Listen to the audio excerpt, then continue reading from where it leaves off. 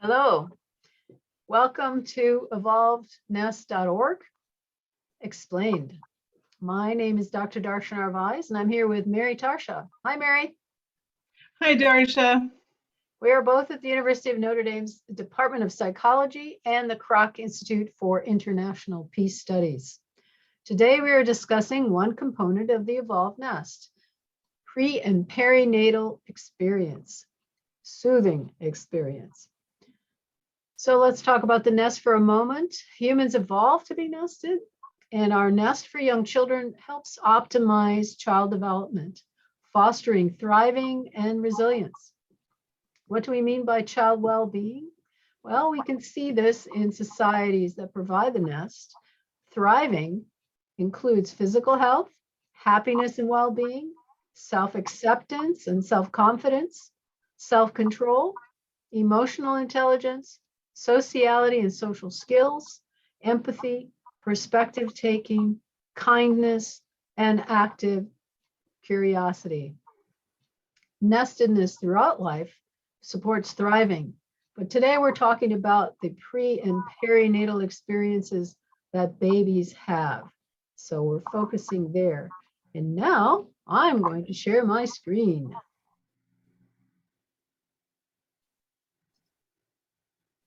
And this, in a way, is really where it all begins. Say that again. I said, and this is really where it all begins. That's right. It all begins with the pre- and perinatal experiences. So let's look at the evolved nest, and that includes 9 components that we talk about, that we study, and that we integrate into the wellness informed pathway. The first is the one that we're talking about today, the soothing perinatal experiences. There's also on request breastfeeding for several years. Number 3, positive moving touch and no negative touch. Positive welcoming climate is number 4. Number 5 is self-directed social play. Number 6 is allo mothers or allo parents. That means other nurturers besides the mother that provide all these components of the nest. Responsive relationships is number 7. And number 8 is nature immersion and connection. And number 9, healing practices that are taken up routinely. So today it's soothing perinatal experiences. So to begin with, we ask, what do we mean by this, soothing perinatal experiences? And so there are different phases that we're going to talk about. And so the first phase is even before conception, which might be shocking, but what happens even before conception to both the mother and the father is important and contributes to a number of different outcomes for the children. The second phase is during gestation. The third phase is at birth. And then there's the fourth phase, which is after birth. So the phase 1 before conception emphasizes the importance of maternal and paternal health, and as well epigenetic inheritances from grandparents. These influence then the health of the egg, the ovum, and the sperm, and the embryo as it grows, as it integrates and develops. Yeah, and it's really amazing for a woman to be able to conceive. It really is an experience of so many gifts that she has received from her generational line, what she has inherited. So in order for her reproductive system to work well, all of that is influenced by her own childhood history, how she was raised, and of course that is influenced by the generations before, because this is being inherited and passed down and shaping all types of neurobiological systems, including hormonal systems, and the ability to be able to conceive and to be able to reproduce. Yeah, so it's really important to pay attention to all the generations. When we're talking about child well-being, it matters where you're coming from, the multiple generations that brought you into the world. We need to thank our ancestors for bringing us here and for giving us good health. But Yeah, unfortunately, little attention is paid to health choices before pregnancy. And yes, we know that there's extensive trauma and stress throughout the US population. So even just stress, a few months before conception, there's emerging evidence how this really influences the type of pregnancy that women have, and then the outcomes of childbirth, like such as low birth weight for gestational age, these really important outcomes for children. so if you're in the age range and have potentially are able to get pregnant, it's important to pay attention to how you're eating and the kinds of ingestion you have and the amount of relaxation and fun you have, because that's going to affect the baby's health in the future. Yes, and there's a lot of emphasis on perinatal vitamins, right? They always suggest to take vitamins before you get pregnant and how important it is. And I think we would add to that, you need to have your fun vitamins and your low stress vitamins, all of that before conception as well. And a lot of times women get pregnant and they don't know they're pregnant for weeks. So it's really kind of important if you're young to be in a healthy kind of pattern of living. Phase 2, soothing gestation. Here, the mother is able to relax much of the time with little social stress. There might be physical stress, working hard, doing kinds of things, but it's that social stress that is particularly impactful on the baby, the fetus. So what are some type of outcomes for stress? So something that is not soothing, it can dysregulate multiple systems, right? So the HPA axis is the hypothalamic pituitary adrenal axis that's related to the stress response in all of us, and it can be heightened or impaired if the mother is stressed a lot in pregnancy. Mhm. Yeah, so what we mean by that is if there's a lot of stress in pregnancy, then that influences the child's stress reactivity. And so later in life, they may be more stress reactive. So they become really stressed under a stress condition, or they can become hyporeactive, right? So that they're not able to have that get up and go that they need to at an appropriate time. And one of the ways that stress alters brain development is the amygdala gets arborized very thickly with dendrites, and that makes you more susceptible to reactivity. Mhm.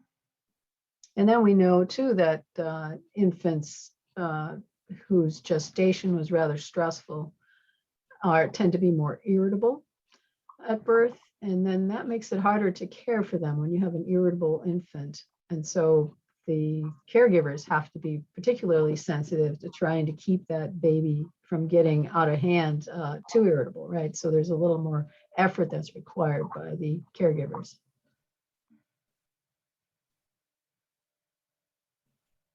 We also know that if moms use drugs or are exposed to toxins during the gestation, that's related to ADHD, attention deficit and hyperactivity disorders, and other kinds of disruptive disorders in the children later.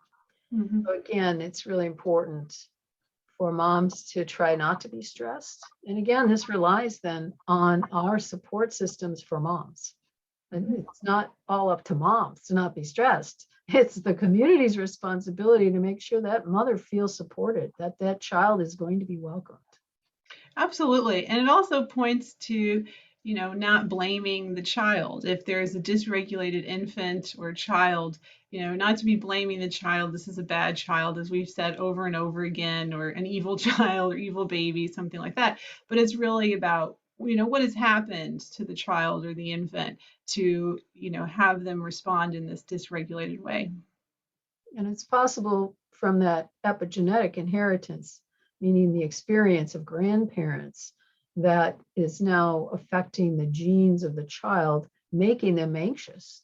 Well, it could be that's the source too. So again, you don't blame the child, you support the child. And the mother, as you said And so well. phase 3, tell us about that. So this is soothing birth experiences. And so we'd like to, on this slide, just describe what that looks like. You know, what does a soothing birth experience look like? So it's following the natural rhythms of the mother and child. So there is a very complex cascade of hormones and signaling that's going on within the mother and the infant, the signaling back and forth. And so when you follow the natural rhythms of the mother and the child for birth, you're allowing all of those, that orchestration really of all of those different processes to work together in unison. But if, you know, oftentimes we interfere with the timing and the birth by inducing birth or different types of drugs. Um, And it's important to remember that babies vary by 55 days how long they're in the womb. So you cannot predict how long a particular baby needs to be in that womb, right? So due dates are really guesses that doctors use, but that's still, so to follow that due date is really inappropriate for the baby, particular baby. Yeah, that's a really good point. And so, you know, labor drugs that induce labor can often disrupt that timing and can affect both the mother and the baby for weeks, especially bonding within the mother and the child. And so the soothing birth is a calm, warm, and welcoming environment for the baby that is void of any type of harsh sensory experiences which impact brain development. And you want to have then a supportive environment for the mother, only people that are going to be supportive, and let the mother follow her body's rhythms and the baby's rhythms, not people who are going to talk to her and tell her, oh, don't do that, or, you know, get her into her cognitive mind. No, that's induces fear more likely. And so you want the mom to be able to follow those intuitions of her body. And doulas can help with that, as well as well-trained midwives, so that the mom actually goes with the flow of birth, which I've had people in my class come to class, mothers who have, and talk about birth, and it can be ecstatic. It can be an ecstatic experience if you allow the normal ways of the hormonal interactions and the movement of the mom's body to follow that those instincts. But current birth practices pretty much go against all this knowledge, against science, really. Mm-hmm.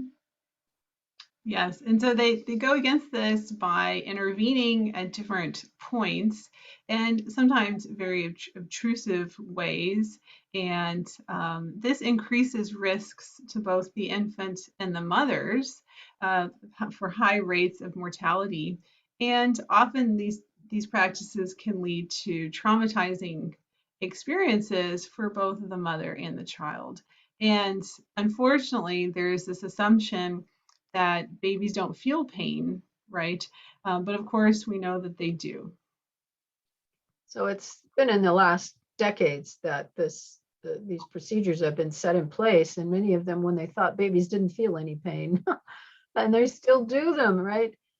So hospital births now are the norm. It didn't used to be that way, but now we think it's normal. And unfortunately, many practices are traumatizing to mother and child. Mm-hmm. Cesarean births are still quite high. They're over 30%. And cesarean birth often is scheduled, which again isn't following the needs of the baby, right? If the baby wants to be there another 20 days, whoops. And so then you have, in a way, a premature baby. Sometimes cesareans are necessary, but if they're elected, then that's questionable for the baby's health. We know that various things happen when you have a cesarean birth. For example, the baby's microbiome collects the bioorganisms from the room where the baby is born. rather than through the mother's vagina, which would be generally healthy combination of microbes. Instead, they're collecting from the hospital room what goes into their microbiome. Yeah, that's huge. Very different experience. And so it interferes, cesarean birth often interferes with physiological responsiveness. Moms are ready and babies are ready to mind meld and body meld, and all the reward systems are ready to glom onto one another in natural birth. So that's why you don't want to separate moms and babies at birth, because they're ready right then. And when you interfere with that, it's sort of like interfering with love makings. People are making love, and then all of a sudden you say, stop, let's take a break. All right, now get back to where you were. It doesn't work that way. You've lost the moment, right? So that ecstatic wash of hormones that is part of the birthing process is circumvented by C-sections. How about phase 4? Yes, phase 4, soothing post-birth experiences. And so, oftentimes I feel this is very forgotten because, post-birth, there's mother and the baby still need a lot of soothing experiences. And so, like you were saying, the mother and the baby are physiologically ready for that mutual connection, to bond with each other. And this is very important for bonding and health for many, many months later. And so we see that this is really disrupted when there's a separation of the mother from the baby. As we've talked about before, I think in other podcasts, how within our ancestral context, there's this welcoming community all around the mother and the baby. So they're never separated, but there's other caregivers that are all there, part of the birthing process, and there to provide comfort and support for both the mother and the baby. And of course, this includes avoiding painful procedures that we unfortunately do to babies, like the eye gel, the pokes and prods and injections, and also the sugar water that seems to be very routine. We now have some evidence how this also disrupts the microbiome, and just the harsh sensory experiences that are present within a hospital, like the bright lights and the chemicals and the harsh environment all around. And don't forget circumcision. So Yeah. often parents are urged to get their boys circumcised. Medical establishment makes money from this. It's kind of part of their habitual pattern. But there's long-term negative effects, physiologically, psychologically. There's various places you can go, Intact America, doctors opposing circumcision, who have compiled all sorts of evidence against it. And most of the world's pediatrician or medical communities oppose it. But in the States, it's still permitted or condoned because of it's embedded in the money-making schemes that the medical establishment has. So please do look into that. Go watch a movie of an infant circumcision, and then the scream is horrific. And why would you do that to your child? So I promised circumcised people who have emailed me to bring this up. It is not a Catholic tradition. It's not a Christian tradition.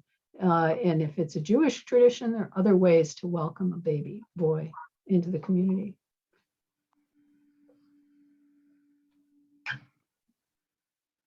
So again, we have harsh post-birth practices, all sorts of them that are part of our medical world, even though they are unscientific now. We know that they're harmful to the baby and have detrimental effects on development, and can foster actually permanent brain damage or brain changes, especially if there's extensive or intense stress. So babies crying should not be happening.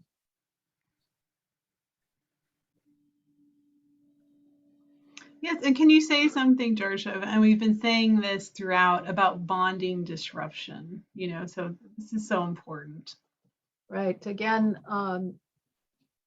hopefully the mother has felt bonded to the baby during pregnancy and talked to the baby and sung to the baby and talked about the future together, and the father also, the family members, so that the baby's already feeling connected to the soon to be outside experience.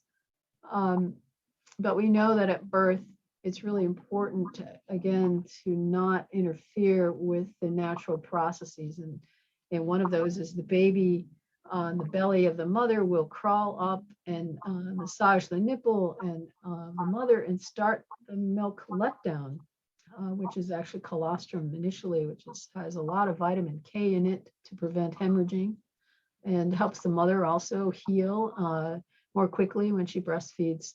So the bonding is really important at the physiological level, the psychological level, and it is part of the baby-friendly hospital initiative now to not interfere, although the many hospitals are having trouble with it because they have those ingrained practices that are really hard to let go of if you've been doing them for decades. Mhm.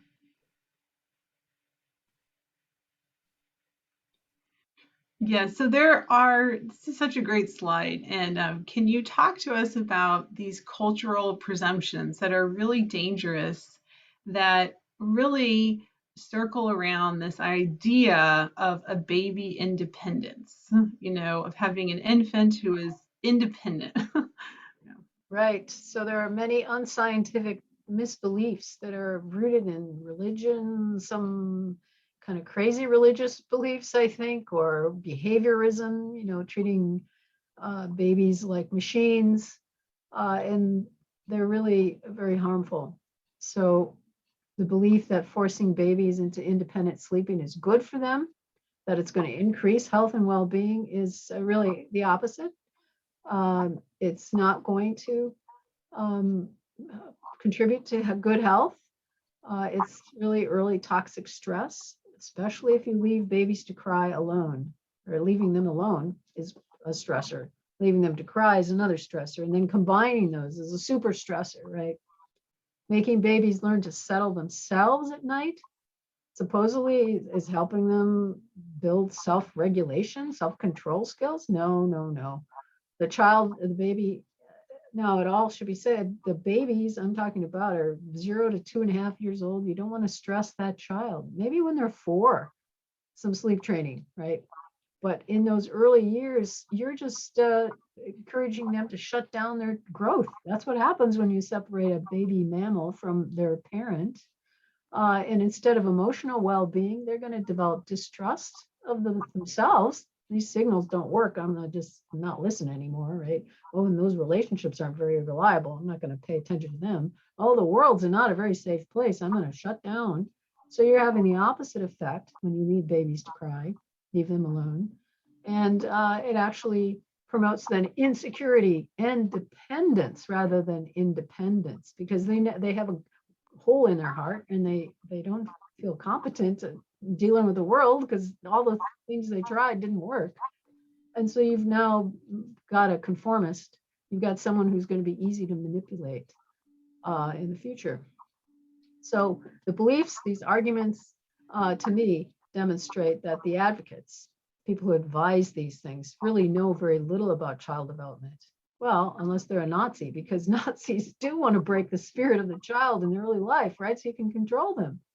But I don't think that's what they mean to do in the United States. It's not usually what you want, a Nazi. So it's really, I think, it almost seems like the adults are trying to justify their independence from the baby. They don't want to have to change their behavior and actually, embrace the baby and be responsive, because it's not what they grew up with. They didn't grow up with babies, or they, have their own single lifestyle they want to maintain. So I think instead, this advice is taken up because the parents want to be detached from their children.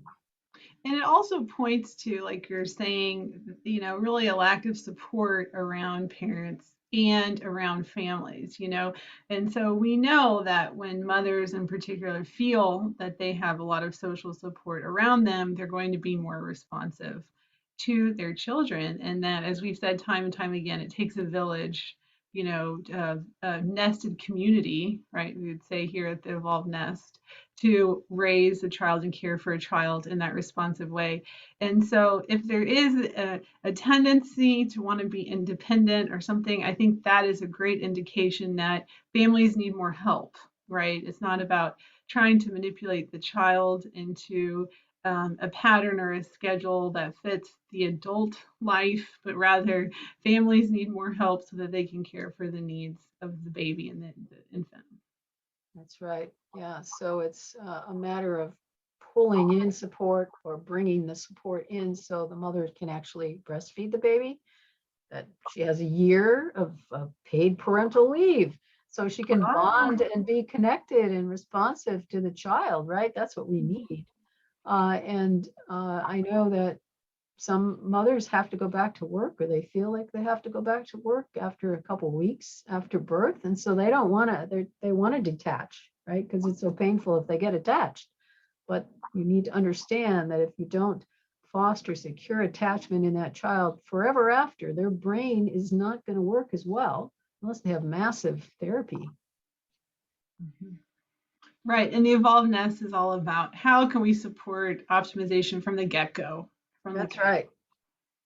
And just in terms of human sleep, since that's often a primary concern for advisors, even pediatricians, I understand from people who email me, they recommend that your 6-week-old baby be sleep trained. No, no, no, no, don't do it. Maybe when they're 3 or 4, right?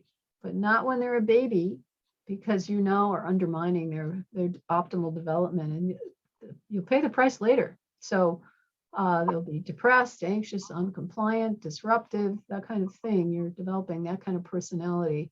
So it's really important to understand what are the baselines for human sleep. It's normal for everyone to wake up through the night. Babies do. Babies more, because they need to learn how to breathe. They need to eat. They need to be breastfed, because you want all those hormones washing the brain. It's developing so rapidly every second, right? And so if you don't provide its supportive care, the brain slows down and things pass, sensitive periods pass, and maybe things don't develop. We also know that people tend to sleep in 2 4-hour segments. And often in our non-industrialized lifestyles, you get up and walk around or something. You don't turn the light on though. Right? You want to stay in the dark because that interferes with the melatonin production, which is related to cancer reduction, as long as you keep your melatonin going. But in the nomadic foraging context, you also were able to sleep through the day if you wanted, or take naps, right? So we have now changed everything so that in industrialized settings, you got to go work for 8 hours, right? Somehow that got decided by people who make the money. It was protested over and over. All these things we do now, we take for granted. People protested like mad because they didn't want to have to, follow some hourly wage thing. That was weird, too. So anyway, we pack our sleep into one long segment, which is abnormal. We have artificial lights that disturb our sleep patterns now and affect our hormones. So you don't want to have blue lights on at night. You want to have everything dimmer and yellowish lights for melatonin production. And then we have all these chemicals we ingest too, caffeine, that's in the evening, whatever, and that disturbs endocrinology too. Mm-hmm. Yeah, so what about for babies? The expectation is that they're to be in physical contact with caregivers 24/7. And this is, virtually skin to skin physical contact, all the time. And we talk about the evolved expected need. So that is what they need and what they're expecting. And when, like you're saying, there's separation or these artificial regulations put on a child for how much they have to sleep or these certain times, it can be very harmful and violate growth and be distressing. Yeah. So sleep training, one more thing on sleep training, since I get obsessed about it, but everyone else is obsessed too, right? Except in the other direction. It assumes a behaviorist paradigm, right? You do reinforcement conditioning of behavior, and it emphasizes making parents happy.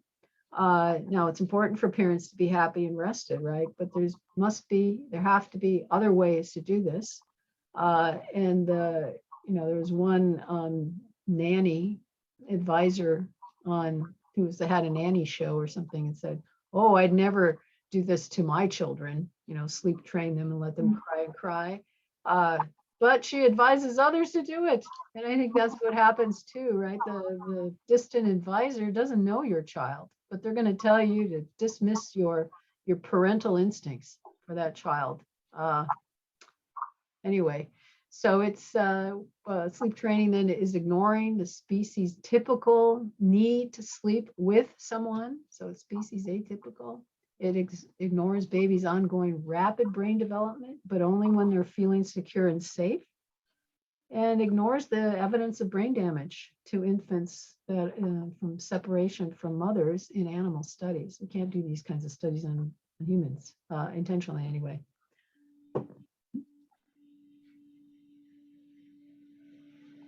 All right, Yes. great, good. Close us out here. What are our take-home messages? Yeah, so this is, a great slide that we put together just to summarize, these parting words of things that are really important to remember and will help guide all your decisions about, parenting, especially with infants and young children. So it's important to remember that babies are still fetuses until about 21 months old. And so what they need to develop well is this external womb experience that we're talking about, just this soothing and calming environment where they're in close contact almost 24/7. And stressing a baby can undermine their brain development and can be toxic. And so babies know what they need. So listen and comply. And your references, we'll just pause for a second here. And thank you for your attention. And then find more information here. Thanks, everybody.